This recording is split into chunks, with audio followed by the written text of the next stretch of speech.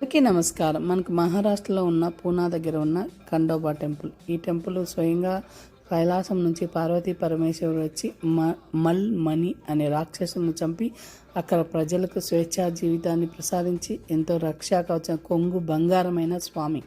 ఆ స్వామి గుర్రం మీద ఉంటాడు. ఎంత అద్భుతంగా ఉన్నాడు. కానీ త్రిమూర్తి అంటే సుబ్రహ్మణ్య స్వామితో కలిసి ముగ్గురు వచ్చి ఇక్కడ ఈ ప్రజలకి ఈ ప్రాంతానికి స్వేచ్ఛనిచ్చిన అంట గుర్రం పైన వచ్చి.